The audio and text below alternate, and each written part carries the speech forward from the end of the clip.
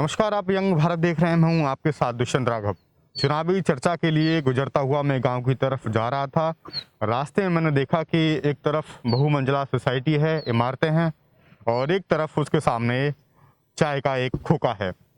आज मैं कोशिश करूंगा जानने की कि सोसाइटी के लोगों में और एक जो चाय का जो ठिया है या खोखा है, उन लोगों की जो सोच है, वो सोच यूपी चुनाव को लेकर के कितनी समान है।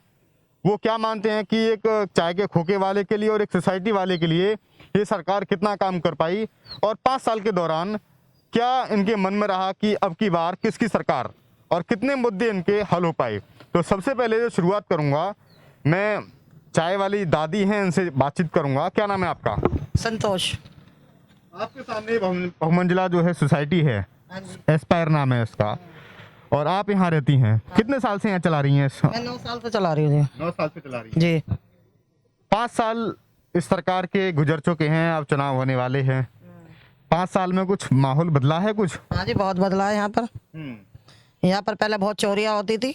अच्छा। ये सेलमैन वगैरह आते थे, इनको लूट लेते थे, मोटरसाइकिल लूट लेते, मोबाइल छीन लेते थे। अब ऐसा कुछ नहीं हो रहा है। अब ऐसा कुछ नहीं हो रहा है? नहीं जी। अच्छा, आपने जो बताई बात की, सारा डर का माहौल जो था वो खत्म हो गया है, और सारी चीजें। उससे पहले जो है, आप इसी इलाके की बात कर रही हैं जहाँ पे आप हैं? यहाँ पर मैं खड़ी यहीं की बात कर रही हूँ। इस इलाके की एक मूर्ति तक चोरी होती थी पहले। एक मूर्ति तक होती थी? जी, बताते थे सेलमैन आके हमें कि हमारे को आज लूट लिया। अच्छा, अभी उसके बाद में किसी ने बताया कुछ? नहीं जी, अभी कुछ नहीं बताया किसी ने भी। कुछ नहीं बताया। मैं आपको दर्शकों को बता दूं कि जहां मैं खड़ा हुआ हूं, दादरी विधानसभा में ये जगह आती है। अब मैं ये बताइए कि सरकार में कोई फायदा आपको मिला? बस फायदा है कि अब जब से कोरोना है, जब से नुकसान ही नुकसान हो रहा है। अंदर से निकलते ही नहीं है आदमी। दुकानदारी पे बहुत फर्क पड़ रहा है। तो अभी आपका जो कमाने का जरिया है वो केवल यही है? भाई यही है, चाय पानी है या बीड़ी सिगरेट बिकती है, बस गुटखे बिकते हैं, बस और कुछ नहीं। अच्छा, अकेली रहती हैं आप यहाँ पे? जी। कोई पेंशन वेंशन मिल रही है कोई सरकार? हाँ, पेंशन मिल रही है जी सरकार से। जब मेरी तो मायावती से बंधी हुई है जी पेंशन। सरकार से बंदी हुई है आपकी? जी। अच्छा, तो मैं ये बताइए कि ये सरकार को क्या लगता है कि ये सरकार वापसी कर पाएगी या नहीं कर पाएगी?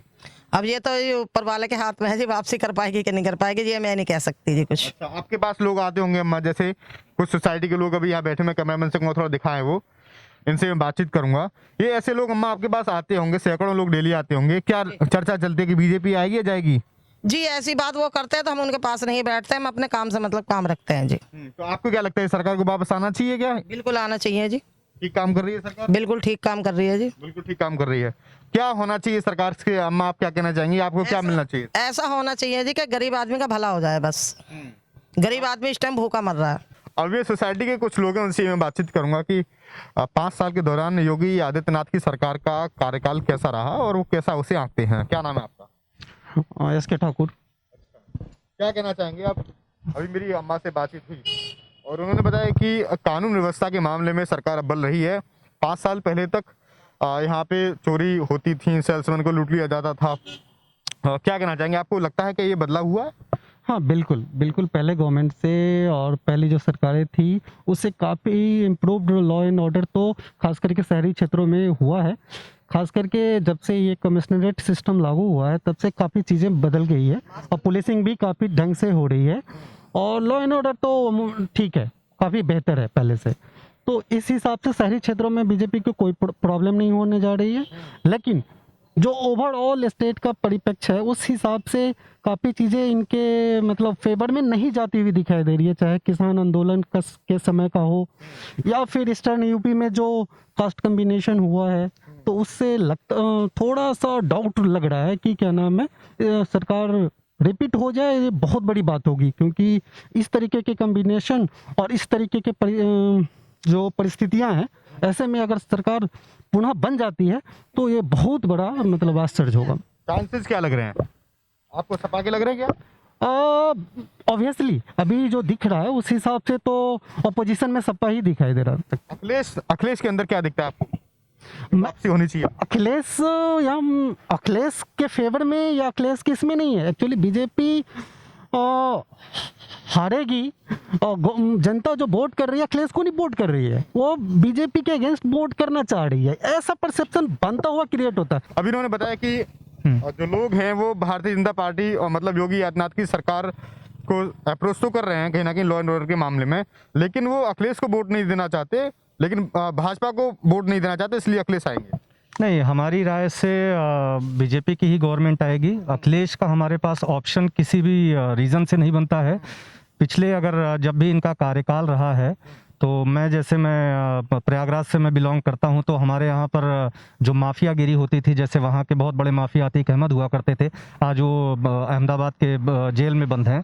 तो उस टाइम पे एक सिचुएशन ऐसी रहती थी कि हम लोग सेफ ही नहीं फील करते थे, not in terms of the person, ना ही हमारी प्रॉपर्टी के टर्म्स में। हमारे अगर प्लॉट्स खाली पड़े हुए हैं, अगर मेन एरिया में सिविल लाइन्स में हैं, तो वो ज़बरदस्ती आकर के उस पर कब्जा कर लेते थे। हम उसको सेफ ही नहीं फील करते थे, हमारा ओनरशिप ही नहीं रहता था। इवन हम रात बिरात निकलना भी चाहे तो हमारे पास एक डर लगा रहता था कि नहीं यार हम निकल नहीं सकते। जॉब का इशू है, डेफिनेटली जॉब का इशू है, इनको जॉब्स क्रिएट करनी पड़ेंगी, बट वो लोग उसके साथ साथ में ढेर सारी अपॉर्चुनिटीज़ भी दे रही हैं अपना काम करने के लिए, स्टैंड करने के लिए। अब वो हमारे ऊपर है, हम कितना काम कर पाते हैं, कितना नहीं कर पाते हैं। भारतीय जनता पार्टी की यूपी की सरकार भी बैकफुट पे आ सकती है अब? नहीं, मुझे ऐसा नहीं लगता। मुझे लगता है कि भारतीय जनता पार्टी फिर से राज्य में आएगी। ये हो सकता है कि सीटें थोड़ा सा कम हो सकती हैं, जो किसान आंदोलन का जो प्रभाव है, और ख़ास तौर पे जो जाट बहुल इलाका है। हालांकि इसमें अमित शाह जी ने अभी जिस तरह से जाट लीडरों के साथ बैठक की है और उनको संतुष्ट करने की कोशिश की है और उनसे कहा है, आह्वान किया उनने, और उनका आभार भी व्यक्त किया है बार बार। उन्होंने बुला के उनको ये कहा कि आपने 2014 में जिताया, 2017 में जिताया, तो इस बार भी अपने कृपा बरसाएं। तो एक तरह से जाति की जो पॉलिटिक्स है, चाहे वो अमित शाह करें चाहे वो अखिलेश यादव करें, जाति की पॉलिटिक्स देश के लिए कितनी खतरनाक है, ये इसका बयां जो है वो नहीं की जा सकती। ये चीज़ें आप कैसा मानते हैं इस चीज़ को? ये तो बड़ी आदर्श बात होगी कि हम राजनीति, जाति आधारित राजनीति नहीं करनी चाहिए। लेकिन जब हम राजनीति में जाते हैं या राजनीति करते हैं, देखिए कहीं ना कहीं राजनीति की जो छोटी छोटी क्षेत्रीय दल हैं, वो भी किसी न किसी अपने वर्ग को पकड़ के राजनीति कर रहे हैं। और राजनीति में जाति तो गौण कभी हो ही नहीं सकती। ये सिर्फ एक आदर्श बात है कि हमें जातिगत राजनीति नहीं करनी चाहिए। लेकिन जब राजनीति की बात है, चाहे भाजपा हो चाहे सपा हो, अब आप देख लीजिए टिकट बंटवारे का जो सूची आई, उसमें भाजपा ने भी पूरा जो सोशल इंजीनियरिंग करी, पूरा जो वो आप देख लीजिए, सपा ने भी वही किया। अब यहाँ तो ये है कि इसने इतने ओबीसी को दे दिया, इसने इतने को सीटें एससी को दी, तो मैं इतने को दूं, क्योंकि आपको संतुष्ट करना है, क्योंकि समाज। इसलिए जातिगत जनगणना की लोग बार क्यों बात कर रहे हैं, क्योंकि जातिगत जनगणना अगर हो जाएगी तो अपने आदमी को अपने पता चल जाएगा कि भाई कितने कौन किसकी संख्या कितनी है। तो जिस हिसाब से जो जिस वर्ग की या जिस आने वाले समय में आप देख रहे हैं कि आने वाले 10 सालों में जाति की पॉलिटिक्स और ज्यादा होगी। बिल्कुल होगी। हर एक जाति से एक नेता होगा। दुष्यंत जी, जाति की राजनीति तो सदियों से होती आ रही है और आगे भी होगी। अब आप समाजवादी पार्टी देख लीजिए, समाजवाद का मतलब क्या है, सब समान हो।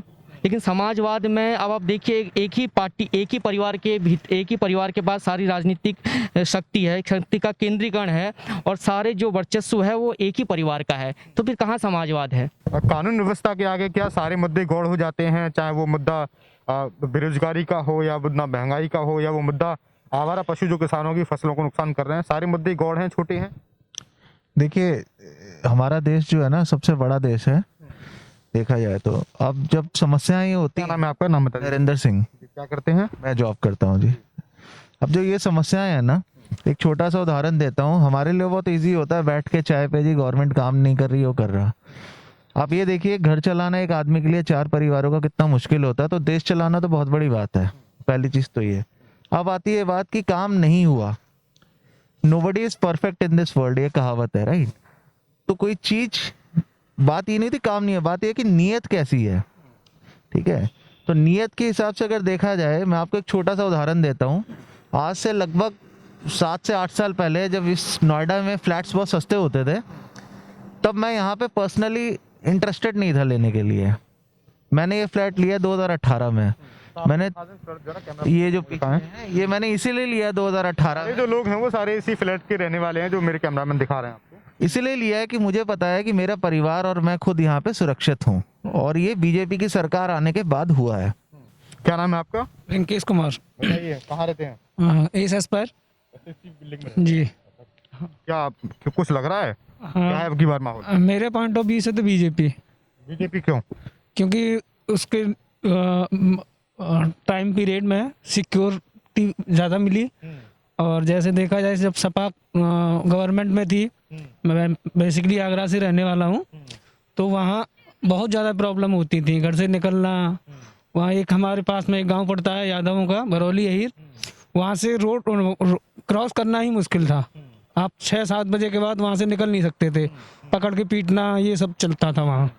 इसलिए मेरे पॉइंट ऑफ व्यू से बीजेपी आएगी। क्या नाम है सर आपका? कपिल बत्रा। बताइए एज पर मी तो करेंगे बीजेपी आप लोग? लग रहा है चांस, क्योंकि आई डोंट फील लाइक कि कोई कॉम्पिटिटर है सामने उनके आगे, बिकॉज कॉम्पिटिटर को सामने होने के लिए क्या योग्यता आप मानते हैं कि कौन होनी चाहिए पार्टी?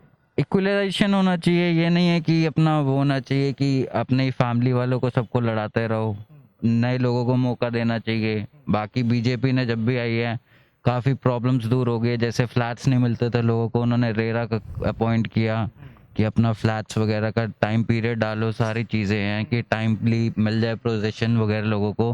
पहले लोगों ने फ्लैट भी लिया, अब किराया भी दे रहे हैं, फ्लैट भी नहीं मिला, तो काफ़ी चीज़ें हैं, बीजेपी ने काफ़ी सपोर्ट किया है।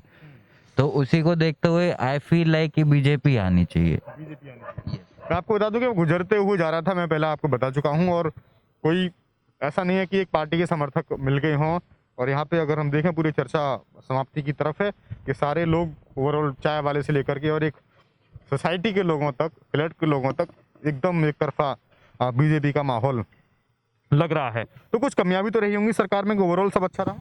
बिल्कुल, फ्रॉम लास्ट 5 years जितनी भी डेवलपमेंट है, पहले तो क्या होता था सब अपना पहले देखते थे, बाकी बाद में देखते थे लोगों का। बट मोदी जी के आने से कुछ ना कुछ कोरोना काल में 2 साल में हुआ है, प्रॉब्लम्स ऊपर नीचे, इकोनॉमी भी बिल्कुल नीचे गई है, बट फिर भी दे गाइस हैंडल वेरी वेल। उसके बाद ये होगा कि मतलब ठीक है, जॉब भी गई है लोगों की, बाकी जॉब इनको बिल्कुल क्रिएट करनी पड़ेगी, otherwise people will fall down. तो कुछ ना कुछ उपाय इन्हें निकालना पड़ेगा उस चीज के लिए। क्या नाम है आपका? मोहम्मद जुबैर नाम है जी मेरा। जी बताओ, हाँ जी, क्या दिखता है, क्या बदला, क्या समस्या रही? हमें तो कुछ भी ना दिखता जी, हम तो ऐसे ही लगे पहले। इससे अच्छा अखिलेश की सरकार, अखिलेश यादव की जीत है जी अखिलेश यादव हमारी। की सरकार आनी चाहिए। हाँ जी बिल्कुल। अखिलेश यादव ने क्या अच्छा किया, क्या अच्छा कर सकते हैं वो जो आनी चाहिए उनकी सरकार? नहीं, अखिलेश यादव जी पहले भी पिछले बहुत सारे काम अच्छे लगे, जैसे कि 108 नंबर चलाई उन्होंने। सबसे मेन चीज कितना अच्छा उन्होंने मतलब बढ़िया वो करा अपना काम। 108 नंबर का बहुत सारे काम उनके, और बहुत सारे काम क्या गिनों में, मतलब डिस्ट्रिक्ट बुलंदशहर का रहने वाला हूँ वैसे मैं। हमारे क्षेत्र में सब अखिलेश यादव के ही जीतेंगे, अखिलेश यादव की ही डिस्ट्रिक्ट बुलंदशहर में आपको है जी। कौन सी विधानसभा है आपकी? हमारी है सिकंदराबाद विधानसभा है हमारी। सिकंदराबाद विधानसभा से बिमला सोलंकी विधायक हैं सर। नहीं, विमला सोलंकी बीजेपी से हैं, लेकिन अभी तो उनका फिलहाल टिकट कट का दिखे शायद। बिमला सोलंकी टिकट कट गया, लेकिन ठाकुर बाहुल्य विधानसभा है। हाँ, अब पता नहीं अब हमारे, लेकिन अखिलेश यादव से जो मतलब अखिलेश यादव की सपा पार्टी से राहुल यादव खड़े हैं। लालू प्रसाद यादव के दामाद। हाँ, उनके दामाद में जितेंद्र यादव के लड़के, तो वे खड़े हैं। उनके लिए बहुत झड़ा वोट जाएंगे हमारे होंगे से, बहुत ज्यादा साइकिल का ही। क्या कमियां रही? बीजेपी में कमी रखी है, हमें तो कुछ दिखाई दिया ना। बीजेपी में सदा ऐसे ही रहा। बताओ क्या चीज है, तुम ही बता दो जी। कमियां नहीं आप? हमें तो ऐसे ही दिखाई दिया सब कुछ भी ऐसी कोई चीज दिखाई ना दी। बताओ भ्रष्टाचार बंद होगा तो हमें बता दो तुम। बताओ तुम मुझे, हाथरस वाला कांड देख लो, उन्नाव वाला कांड देख लो, बताओ कोई दिक्कत क्या? बताओ तुम ही बताओ, मैं गलत कह रहा हूँ तो इस बात है। ऐसे ही रहा, क्या देखा जाए बताओ। सारे मुद्दे हैं, मतलब बहुत सारे मुद्दे। आपकी फर्स्ट चॉइस मुसलमानों के लिए कुछ बुरा किया बीजेपी ने? नहीं, मुसलमानों के लिए बुरा तो खैर नहीं क्या, सभी के लिए बढ़िया करा, जैसे भी करा, लेकिन हमें कोई उसका मसला सही सलामत नहीं दिखा दिया। सारी 5 साल हमें तो ऐसा लगा जश्न में कट गई हो उनकी। अखिलेश यादव आएंगे और फिर सपा की सरकार बनाएंगे, तो आपने देखा कि किस तरीके से यहाँ पे सभी लोगों ने, खोके वाले लोगों ने, मजदूर वर्ग ने और एक हाई सोसाइटी के लोगों ने अपनी राय दी, और यहाँ पे मिली जुली प्रतिक्रिया लोगों की रही। लेकिन बहुमत भारतीय जनता पार्टी के साथ रहा है, और कहीं ना कहीं हर जगह जो चीज़ देखने को मिल रही है, एक बात वो ये है कि कानून व्यवस्था के नाम पर ये सरकार अगर वापसी करेगी तो केवल वही एक विषय होगा, और कानून व्यवस्था कहीं ना कहीं सरकार में अच्छी रही है, ऐसा यहाँ के लोगों ने बताया। फिर मैं कहीं से हाजिर रहूँगा आपके साथ, तब तक के लिए रखिए अपना बहुत ख्याल। नमस्कार।